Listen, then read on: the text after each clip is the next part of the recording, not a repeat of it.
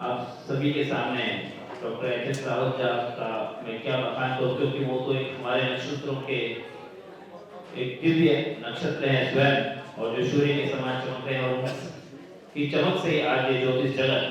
और आप हर टीवी का चैनल उठाएंगे, कोई भी धर्म की बात होगी तो उस पर हमारे भारत का प्रतिनिधित्व करते हुए जो शख्स हमारे समक्ष हैं वो श्रीमान धर्मगुरु एच.एस. रावत जी हैं। उसके अलावा इस भारत में कोई मुझे नजर भी नहीं आता है। तो आप सभी एक बार जोरदार ताली से उनका स्वागत करें और उनको सुनने के लिए तैयार हैं। Doctor HS. रावत सर, बहुत बहुत धन्यवाद जोशी जी। आप जोधपुर से हैं, बहुत अच्छा माइक संचालन करते हैं, आपको बहुत बहुत बधाई। और आप बहुत अच्छे विश्व प्रसिद्ध प्रश्न शास्त्री भी हैं। ओम सूर्य सौरम थेन्देरुच पदमे सन्मंगलम मंगलः सद्बुद्धिं च बुद्धो गुरुश्च गुरुतां शुक्रः सुखं सन्नः शनिः राहु बाहु बलं करोति सततमः केतु कुलस्य उन्नति। ओम भूर्भुवः स्वः नवग्रह देवताभ्यो नमः। आज की इस प्रोग्राम की आयोजक चारवी ठाकुर जी और चेयरमैन अनिल जी, आपको बहुत बहुत बधाई। आपने इतने संघर्ष के बाद ये प्रोग्राम सफल कर दिया। संघर्ष क्यों? क्योंकि आपका विरोध था। चारों तरफ से कुकुरमुत्ते की तरह आपके पीछे चिपके हुए थे लोग। और राजनीति में और समाज में वही कामयाब होता है जिसको संघर्ष करना पड़ता है। बिना संघर्ष के तो राहुल गांधी कामयाब नहीं हो पा रहा बेचारा, क्योंकि संघर्ष अब करना शुरू किया है तो थोड़ा थोड़ा। इसलिए आप बधाई के पात्र हैं। वैसे तो हमारे देश में एक मुहिम चल रही है नारी शक्ति की, लेकिन सबसे ज्यादा टांग भी नारी शक्ति की खींची जाती है। एक महिला मेहनत कर रही है, उसके खिलाफ वीडियो बनाए जा रहे हैं, उसकी टांग खींची जा रही है, उसको धमकाया जा रहा है कि प्रोग्राम ना करो। अगर कोई आगे बढ़ना चाहता है तो उसको आगे बढ़ना चाहिए। इसलिए मैंने आपको बधाई दी है कि आपने विरोध के बावजूद भी ये प्रोग्राम सफलता से ऑर्गेनाइज कर दिया है, उसके लिए बधाई देता हूं आपको। मेरे सामने उपस्थित दीपक शर्मा जी, जो भारतीय जनता पार्टी इस जिले के अध्यक्ष हैं। मंच पर उपस्थित डॉक्टर प्रणव शास्त्री जी, जो इंटरनेशनल एस्ट्रोलॉजर हैं, देश विदेश में भ्रमण करते रहते हैं। तंत्र सम्राट, अभी आपने सुना उनको, वो राजगुरु भी हैं कृपाराम उपाध्याय जी। और मेरे सामने उपस्थित ज्योतिष के सम्राट D.K. जैन जी, इनका चश्मा ब्रांड है। जैसे होता है ना, किसी की दाढ़ी ब्रांड, किसी का चश्मा ब्रांड। और मेरे सामने उपस्थित सभी ज्योतिष के विद्वान बंधुओं। ज्योतिष एक ऐसा विषय है कि ये समुद्र की तरह है और घड़े की तरह है। समुद्र के पानी को घड़े में भर दो और घड़े को फैला दो तो समुद्र बनता है। इसलिए ज्योतिष का ना कोई आदि है ना कोई एंड है। ये जितना पढ़ते चले जाओ ये समझ में नहीं आता। जैसे अंतरिक्ष है ना, खगोल शास्त्र है, इसका कोई एंड नहीं है, ऐसे ज्योतिष का भी कोई एंड नहीं है। विज्ञान ढूंढता रहता है। अभी सूर्य घूम रहा है, सूर्य के चारों तरफ सभी ग्रह घूम रहे। सूर्य के चारों तरफ पृथ्वी परिक्रमा लगा रही है और पृथ्वी के चारों तरफ चंद्रमा परिक्रमा लगा रहा है। विज्ञान कहती है खगोलीय घटना है।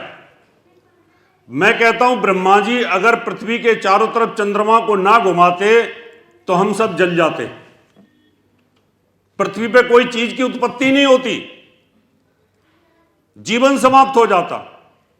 3-4 घंटे का ग्रहण पड़ता है उस ग्रहण काल के अंदर पृथ्वी इतनी दूषित हो जाती है कि भूकंप आते हैं, तबाही होनी शुरू हो जाती है, इतना बुरा हाल होता है। और फिर उसकी प्रेडिक्शन हम करते हैं कि ये वाला ग्रहण 4 घंटे हुआ, ये ग्रहण 6 घंटे हुआ, ये 3 घंटे हुआ, तो इसका दुष्प्रभाव ये होगा। ज्योतिष 50% विजिबल है, ग्रह हमें दिखाई दे रहे हैं, ये विजिबल है। इनकी रोशनी का आपके शरीर के साथ क्या प्रभाव है ये दिखाई नहीं दे रहा किसी को, ये विजिबल नहीं है, लेकिन ये इफेक्टिव है। इनकी रेज इफेक्टिव है। जैसे अल्ट्रासाउंड की रेज दिखाई नहीं देती लेकिन बच्चे की तस्वीर बना देती है, इफेक्टिव है। सिटी स्कैन इफेक्टिव है, दिखाई नहीं देती। अल्ट्रासाउंड, एक्सरे किरणें दिखाई नहीं देती है, ये किरणें दिखाई नहीं देती। ग्रेविटी फोर्स दिखाई नहीं देता, एयर प्रेशर दिखाई नहीं देता, वायु दिखाई नहीं देती, लेकिन किस इफेक्ट है। ऐसे ज्योतिष के अंदर हमारे जो 9 ग्रह हैं, जिसमें 7 मेटलाइज ग्रह हैं, ये हमारे शरीर को संचालित करते हैं। ये हमारा शरीर ऊपर से संचालित है, इन ग्रहों से संचालित है, इनकी रोशनी से संचालित है। इन ग्रहों में कोई हलचल होती है तो यहां भी हलचल होती है। इन ग्रहों का स्टार वार होता है तो हमारे शरीर में भी युद्ध होता है। जब चंद्रमा ग्रहण में आता है तो हमारा मन ग्रहण में आता है, हम टेंशन में और डिप्रेशन में, अवसाद में चले जाते हैं और सुसाइड तक कर लेते हैं। एक ज्योतिषी को कैसे पता चल जाता है ये व्यक्ति 2 साल बाद सुसाइड करेगा? एक ज्योतिषी को कैसे पता चल जाता है 4 साल बाद इनका डिवोर्स होगा? लेकिन जब पूरी नॉलेज हमें नहीं होती है तो उसकी वजह से ज्योतिष कभी कभी बदनाम भी होती है। और ये प्रकृति का नियम भी है, चने के साथ घना तो पिसता ही है। अब सारे ज्योतिषी तो एक जैसे नॉलेज के हो नहीं सकते। मेरी क्लास में 100 स्टूडेंटों को मैं ज्योतिष सिखाता हूं तो उसमें से 10 टॉप के ज्योतिषी बनते हैं, बाकी 90% तो फिर शनि राहु को लेकर के डराते रहते हैं कि आहा काल सर्पयोग लग गया। जब लगे या ना लगे काल सर्पयोग, अगर काल सर्पयोग लगा दिया तो टेंशन तो होएगी उसको। यानी जितनी कुंडलियां मेरे पास आती हैं उनमें 90% आदमी को तेरे पे तो शनि की 7.5 लग गई है, राहु काल लग गया, तेरे पे फलाना लग गया, तेरे वो बेचारे परेशान हो जाते हैं। मित्रों, ज्योतिष बहुत प्यारा विज्ञान है, बड़ा पवित्र विज्ञान है। अगर ये समझ में आ गया ना तो आप भगवान के हो जाओगे। जितना मर्जी कोई आपको रोक के दिखा दे, आप भगवान की शरण में चले जाओगे। ये समझ आ जाएगी आपको कि कैसे चला रहा है। वैज्ञानिक और तर्कशास्त्री बोलते हैं नहीं नहीं ये नेचर अपने आप बनी है। मैं पूछता हूं नेचर अपने आप बनी है तो ये शब्द कहां से आ रहे हैं और हमारी मेमोरी कहां संचित होती है? हम कहां पर जाकर के ये शब्द जो मैं बोलूंगा, जो शब्द आ रहे हैं, ये शब्द आ कहां से रहे हैं? और जो अंतरिक्ष में संचित है, जो मेरी मेमोरी में जो किताब संचित हुई है, वो कहां संचित हुई है? पिछले जन्म की याददाश्त कैसे आती है? जब ये ज्योतिष हमें आती है तो 3 प्रकार का विज्ञान होता है। एक ज्योतिष विज्ञान, एक भौतिक विज्ञान, एक योग का विज्ञान। भौतिक विज्ञान में हम और आप जी रहे हैं सब। हम आपस में सब एक दूसरे के भौतिक विज्ञान में जी रहे हैं। मैं यहां से बोल रहा हूं, ये आवाज बढ़ा करके आगे दे रहा है, ये भौतिक विज्ञान है। गाड़ियां चल रही हैं, हवाई जहाज चल रहे हैं, भौतिक विज्ञान है। भौतिक विज्ञान ग्रहों पर समाप्त होता है, यानी मंगल पे पहुंच गए, चंद्रमा पे पहुंच गए। जब हम ग्रहों पे पहुंच जाते हैं तो प्रलय आ जाती है, क्योंकि भगवान बर्दाश्त नहीं करता कि उसकी बनाई हुई चीज में बहुत ज्यादा इंटरफेरेंस की जाए। वहां भौतिक विज्ञान समाप्त होता है, वहां से ज्योतिष विज्ञान शुरू होता है। ज्योतिष की शुरुआत ही ग्रहों से होती है, उसकी कोई गाड़ियों से शुरुआत नहीं होती। और जहां ग्रहों का विज्ञान समाप्त होता है वहां से योग का विज्ञान शुरू होता है, समाधि का विज्ञान शुरू होता है। यानी जब आप योग में जाते हो तो फिर आप भगवान के दर्शन कर सकते हो। एक सिद्धांत है। अभी 29 मार्च आने वाली है, टीवी चैनलों पर हाय तौबा मची हुई है। जब नया साल आया था तब भी हाय तौबा मच रही थी। 29 तारीख 29 मार्च को हाय तौबा 25 ज्योतिषी बैठा दिए 2025 में। जिस चैनल को मैं देखूं 20-25 ज्योतिषी बैठे। अब मुझे भी बैठना पड़ता था उनके साथ। सबने कहा मंगल का साल है, मंगल का साल है, ये 2025 बड़ा अच्छा 9 नंबर फलाना नंबर, ये डिकना नंबर वो डिकना नंबर। मैंने कहा आधा साल बहुत खराब है। जितना मर्जी मंगल का आप रोना रो लो, जो मर्जी कर लो, जब तक मंगल नीच का है और जब तक मंगल शत्रु राशि में है, जब तक कोई शुभता हो नहीं सकती। और आपने देखा कि किस प्रकार से अमेरिका में आग लगी, अभी तक नहीं बुझी।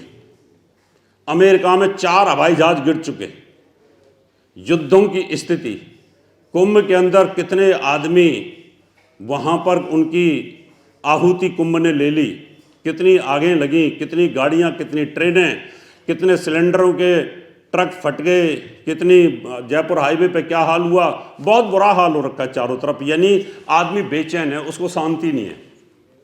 एक आदमी को शांति नहीं, कोई चैन की जिंदगी नहीं जी सकता। कोई शराब पीने वाले की तो बात कहता नहीं कि पी करके अपना टुल्ल हो जाए, उसको तो कोई टेंशन नहीं है, जो मर्जी होता रहे। तो मित्रों, ज्योतिष बड़ा विज्ञान है। 29 मार्च को शनि चेंज हो रहा है, इससे सब लोग डर रहे हैं। तो आज मैं आपको 12 राशियों की जानकारी देता हूं। अगर आपकी लगन है तो लगन पे गोचर देखना, और अगर आपकी राशि है तो राशि पे गोचर देखना। अगर आपकी शनि की महादशा चल रही है तो उसका फल देखना। राहु की दशा चल रही है और शनि की 7.5 लगती है तो उसका फल देखना। ये सब बताऊंगा आपको अभी। और बृहस्पति या शुक्र और बुध की दशा चल रही है और फिर शनि की 7.5 लगती है तो उसका फल अलग होगा। 12 की 12 राशियों पर, 12 की 12 लग्नों पर इसका अलग अलग प्रभाव है। कहीं पर भी डरने की आवश्यकता नहीं है। गोचर में आपका उच्च का शनि बैठा हुआ है, स्वराशि में शनि बैठा हुआ है, उसका प्रभाव अलग है। मूल त्रिकोण में बैठा हुआ उसका प्रभाव अलग है। अभी मेष राशि के ऊपर शनि की बात नहीं। जैन साहब,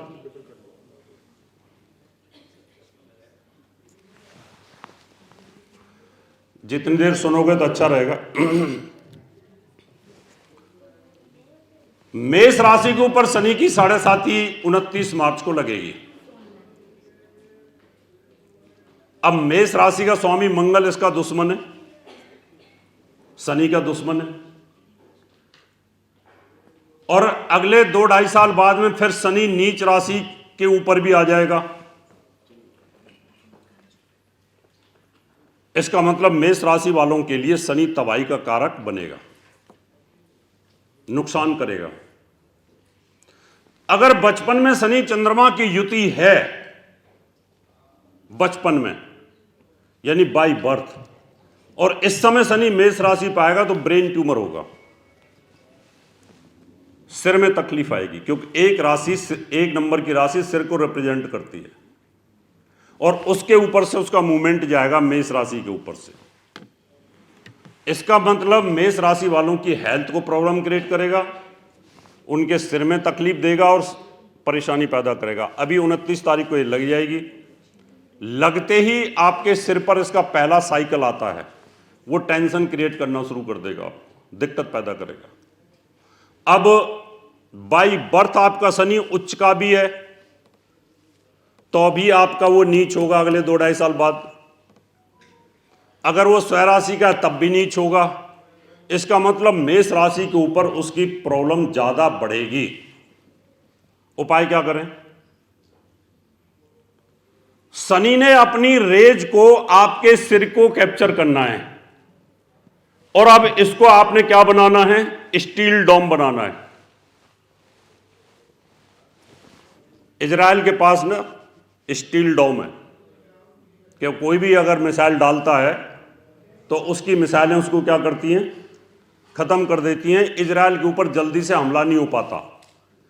आपने अपने सिर को स्टील डोम बना देना है, यानी 1 नंबर के स्वामी मंगल को मजबूत करना होगा।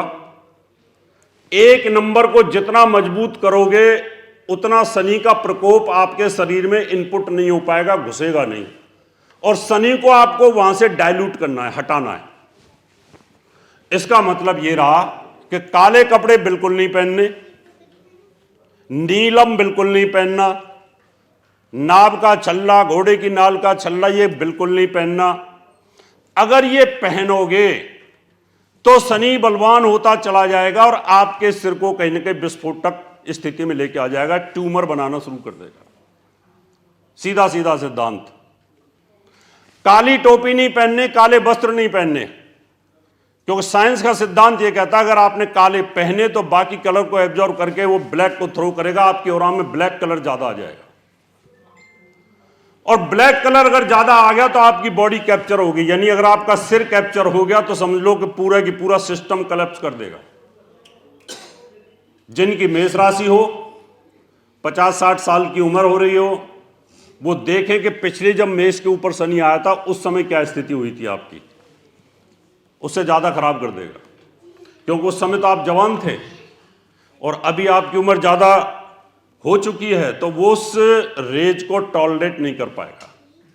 अभी वृष राशि, अब वृष राशि का स्वामी शुक्र इसका मित्र है, वृष राशि के ऊपर इसका कोई प्रभाव है नहीं, लेकिन वृष राशि शनि की तीसरी दृष्टि में आ जाएगी। शनि, राहु, केतु ऐसे प्लेनेट हैं कि ये अपने रिश्तेदारों को भी नहीं छोड़ते। ये वो आतंकवादी हैं कि ये किसी को छोड़ते नहीं है, जिसके ऊपर भी चलेंगे उसको नुकसान करेंगे। अब आप बोलोगे गुरुदेव आपने ये क्या बात बोल दी, फैमिली में दुराचार नहीं होता? फैमिली में भी दुराचार होता है।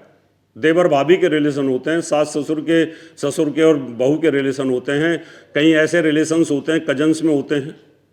ये दिखाई तो देते नहीं, लेकिन हमारे पास आते हैं, हमें पता होता है दुराचार हो रहा है।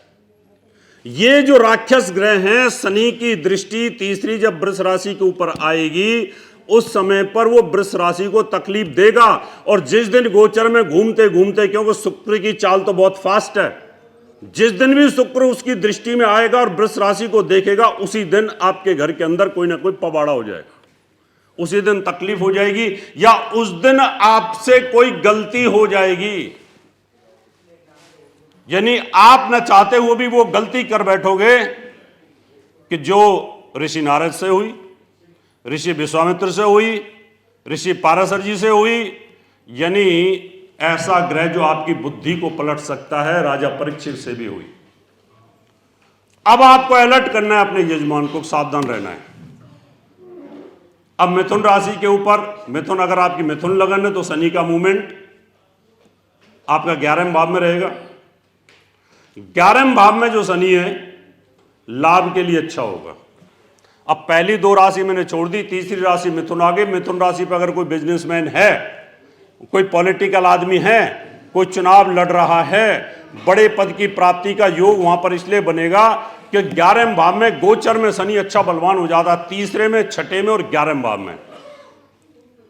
लेकिन उसकी दृष्टि सामने रहेगी गर्भ के ऊपर, यानी गर्भवती महिलाओं को तकलीफ वो देगा। कर्क राशि, कर्क राशि में शनि मार्केस होता है। मार्केस होने की वजह से कर्क राशि के ऊपर से शनि की 750 शनि की ढैया लास्ट जो है ये कंटक ढैया हट जाएगी, उनको काफी रिलीफ मिलेगा यहां पर, और वो भाग्यस्थान पर भ्रमण करेगा। लेकिन उसके बावजूद भी मार्केस होने के बाद, शनि की ढैया उतरने के बाद पिता के स्थान पर भ्रमण करेगा, मीन राशि में, फादर को तकलीफ देगा। अब फादर को अगर तकलीफ हो रही है, फादर को कैंसर बननी शुरू हो गई है, फादर को हार्ट की प्रॉब्लम आनी शुरू हो गई है, तो वहां पर आपको पुखराज पहनना पड़ेगा, काले कपड़े बंद करने पड़ेंगे, शनि का दान करना पड़ेगा, शनि के मंत्रों का जाप करना पड़ेगा। और शनि के मंत्र का जाप भी आपको दो तरह का शनि का मंत्र है। एक आपको ऊर्जा को अंदर लेना है, एक ऊर्जा को बाहर निकालना है। तो आपको ऊर्जा को बाहर निकालने वाला मंत्र करना पड़ेगा। यानी आप अपने नाभि चक्र से ध्यान को लेकर के और यहां से ऊपर की तरफ जाना है और शनि लोक को कंसंट्रेट करते हुए करना पड़ेगा आपको। ओम।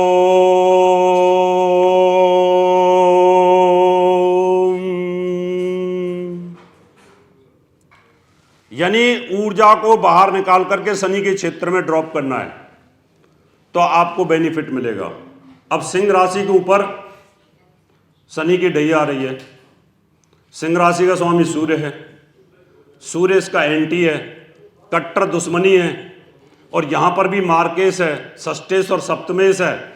अब इस ढैया के अंदर परिवार में किसी को मृत्यु तुल्य कष्ट आने का योग बनेगा, यानी कहीं ना कहीं ऐसा योग बनेगा जिसकी वजह से परिवार में किसी को मृत्यु तुल्य कष्ट होगा। अब इसको रोकने के लिए शनि के मंत्रों का जाप और शनि का आपको यज्ञ करते रहना चाहिए। बीमारी का स्वामी भी है, आपको 2.5 साल के अंदर बीमारी देगा। बीमारी कौन से फेज पे देगा? अगर बचपन में किसी बच्चे को आ रही है सिंह लगन के ऊपर या सिंह राशि के ऊपर शनि की ढैया, तो माँ बाप को इफेक्ट आएगा, और माँ बाप अगर बुजुर्ग हो चुके हैं तो उनका नर्वस सिस्टम को कलेप्ट कर देगा, पैरालाइज अटैक करने की कोशिश करेगा। अभी कन्या राशि के ऊपर चलते हैं। अगर मान लो आपकी कन्या राशि है तो यहां पर ये पंचमेश और षष्ठेश हो जाएंगे।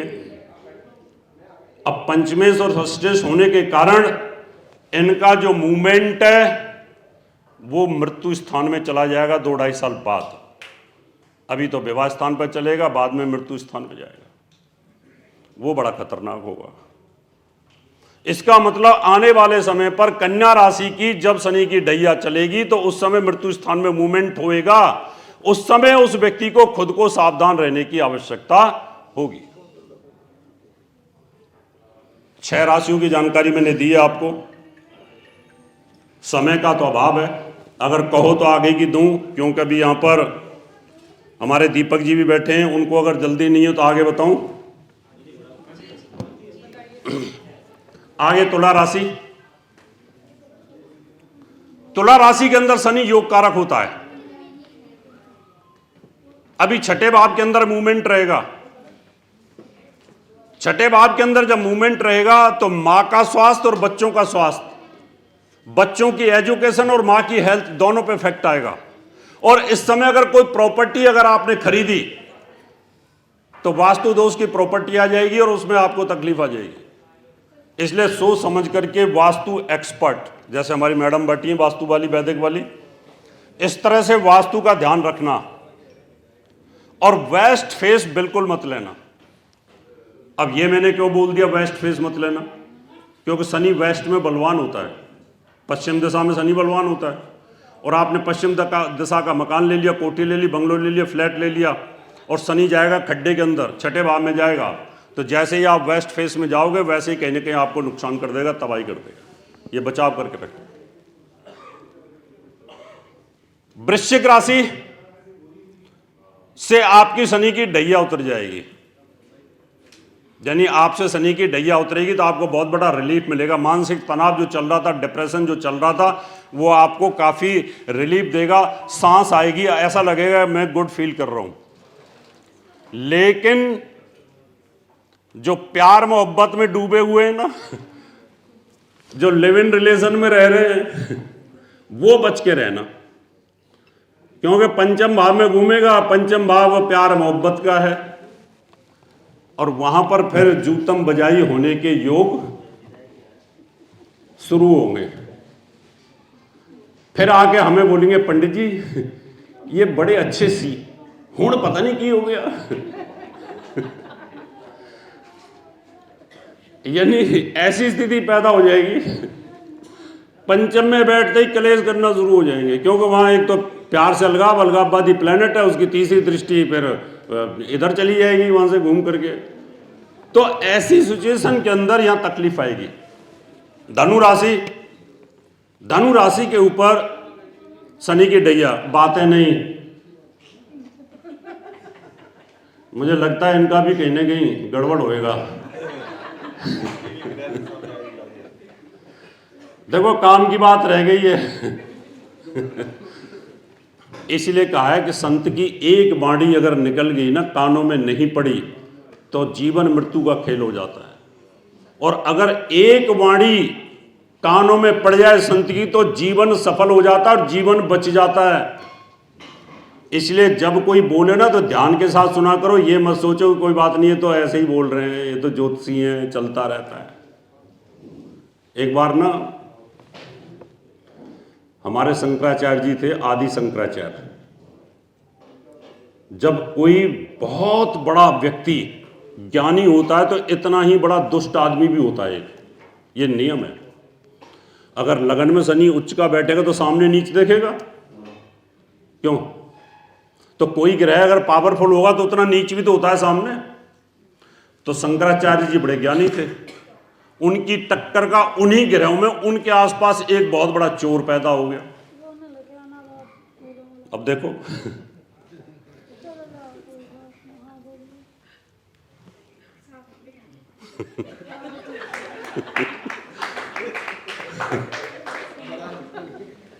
इनको तो अपना सम्मेलन करना है, ज्ञान से क्या लेना देना।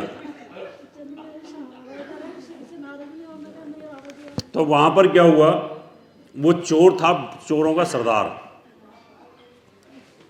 अभी चोर मरने वाला था, सारे चोर इकट्ठे हुए। चोरों ने बोला कि सरदार जी आप तो मर रहे हो, इतना बड़ा अनुभव आपको चोरी का है, आप अपने बेटे को कुछ दे के जाओ टिप्स चोरी की, जिससे इसका नाम भी बहुत तगड़ा हो जाए। उसने मरते मरते बोल दिया कि देख ये जो शंकराचार्य है ना, आदि शंकराचार्य, ये हमारा कट्टर दुश्मन है, इसकी बात अगर तेरे कान में पड़ गई ना, उस दिन तू पकड़ा जाएगा और तू चोरी छोड़ देगा। कहता ये हमारा सबसे बड़ा दुश्मन है चोरों का, क्यों? इतना बड़ा सत्संगी है ये, इतना बड़ा ज्ञानी है ये। और ये कह करके वो चोर मर गया। चोर ने उठा करके, उसका जो बेटा था ताजपोशी मिली उसको, उसने उठा करके राजा के घर में ही महल में चोरी कर दी कि भाई पहले बड़े आदमी के चोरी करूंगा तो मेरा नाम होगा। तगड़ी चोरी करी और लेकर के अपने चले गए जंगलों में। बरगद का पेड़ था बहुत बड़ा, कोई 10-20 फीट चौड़ी उसकी तना रहा होगा। दूसरी तरफ आराम से शंकराचार्य जी के एक शिष्य वहां पर रेस्ट कर रहे थे, उनका एक और शिष्य था। दूसरी तरफ वो माल का बंटवारा कर रहे थे।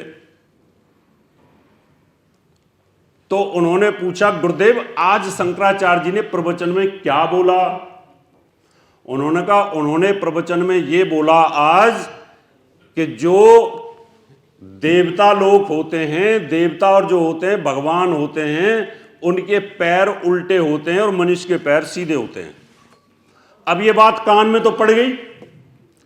अब चोर को टेंशन हो गई कि यार ये बात मेरे पिताजी ने बोली थी कि शंकराचार्य जी की कोई बात मेरे कान में नहीं पड़नी चाहिए, अब तो कान में पड़ गई, अब तो मैं पकड़ा जाऊंगा। ये सोच ही रहा था, इतनी देर में राजा की सेना आ गई और उसको पकड़ लेगी, जेल में डाल दिया।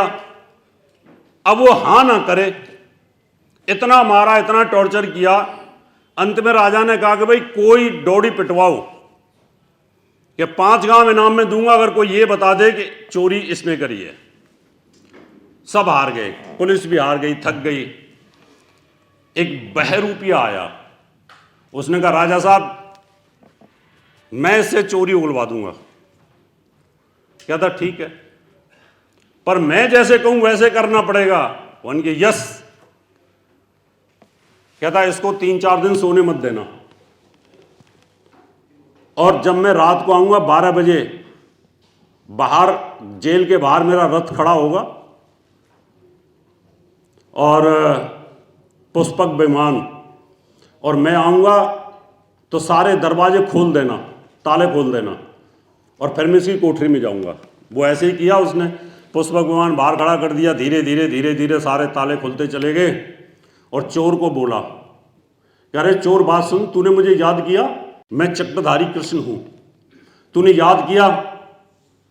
कहता हाँ मैं याद तो कर रहा था भगवान, पहली बार याद किया मैंने कि मैं इस कष्ट से निकलूं। कहता चल ऐसा कर, तेरे सारे पाप माफ कर देता हूँ, तू पुष्पक विमान में बैठ, तेरे को स्वर्ग ले चलता हूँ। पर स्वर्ग में जाने से पहले सारे पाप कुंभ में धोने पड़ते हैं। कहाँ धोने पड़ते हैं? कुंभ में। तो ये सारे पाप तू यहीं बता दे मेरे को कि तूने कितनी चोरियां की हैं, उन सब चोरियों को मैं यहीं ख़त्म कर दूंगा और चलते हैं। उसने बतानी शुरू की, जैन साहब के यहाँ की, दीपक जी के यहाँ की, प्रणब जी के यहाँ की, फलाने की, राजा की। कहता राजा के यहाँ की।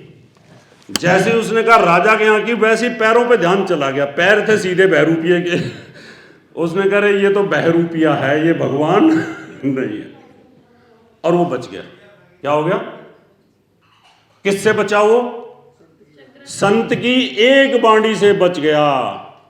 इसलिए जब कोई प्रवचन कर रहा हो तो मोबाइल को स्विच ऑफ करके बंद कर देना चाहिए और ध्यान के साथ सुनना चाहिए। पता नहीं कौन सी बात कहाँ काम आ जाए। अब बात करता हूं धनु राशि की। तो धनु राशि के ऊपर शनि की चल रही है, अभी चल जाएगी शनि की ढैया। यहां पर भी शनि मार्केश है। ये परिवार का और छोटे भाई बहन का है। इसका मतलब फैमिली में किसी को मृत्यु तुल्य कष्ट या छोटे भाई बहनों को कष्ट, चोट, एक्सीडेंट होने का योग बनता है। अगर छोटा भाई दारू पीता हो, कलेश करता हो, समझा देना गाड़ी तेज ना चलाए। परिवार में कोई बीमार हो तो सावधानी। साथ में शनि का यज्ञ कराते रहिए। हर महीने एक शनिवार को आप भंडारा कराते रहिएगा। उसमें जो भोजन जाता है ना शरीर के अंदर, तो वो दुआ मिलती है और उस दुआ से बड़ा लाभ मिलता है। क्योंकि जो भोजन करता है, प्रसादी ग्रहण करता है ना, वो दुआ देता रहता है।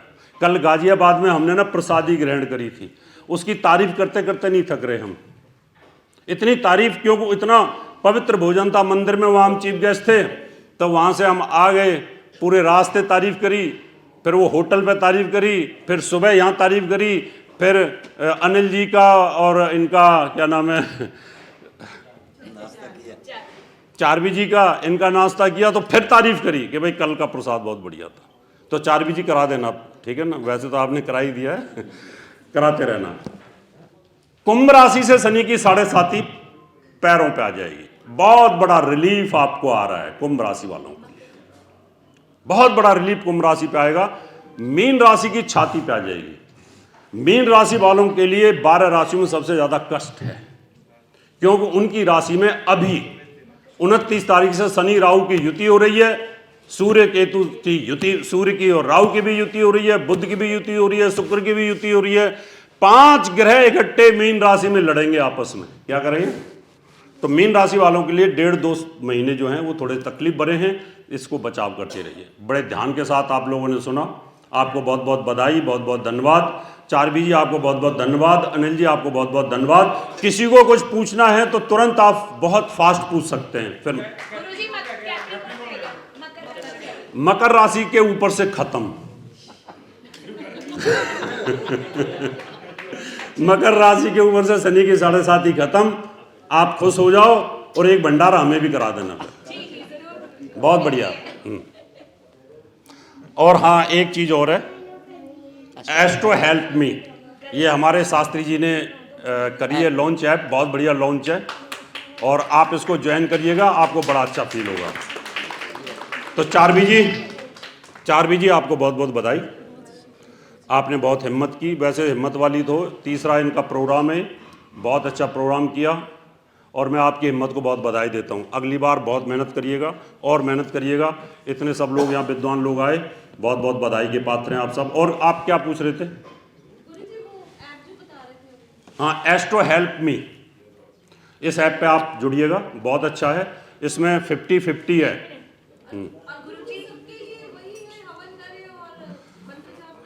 हाँ, बुखार की दवाई एक ही होती है, बस वो लेने का तरीका अलग है बस।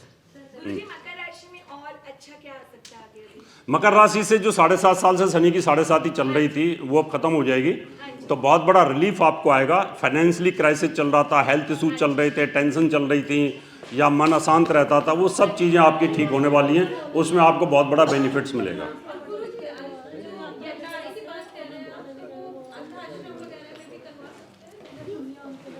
इसमें मेरा थोड़ा सा मतभेद है। भंडारा आप चाहे मुकेश अंबानी को कराओ चाहे अडानी को कराओ, अंध वालों को कराओ। उन लोगों को दुआ देनी आनी चाहिए क्या? ये लोग ना जिनको आप अंधों को या कोड़ियों को या भीख मांगने वालों को देते हैं, इनके नखरे बहुत होते हैं और ये दुआ देते नहीं, उल्टा गाली और दे देते हैं। इसलिए भंडारा नॉर्मल, आप सब पढ़े लिखे लोग हैं, आप करेंगे तो आपको बेनिफिट मिलेगा, उसको लाभ मिलेगा।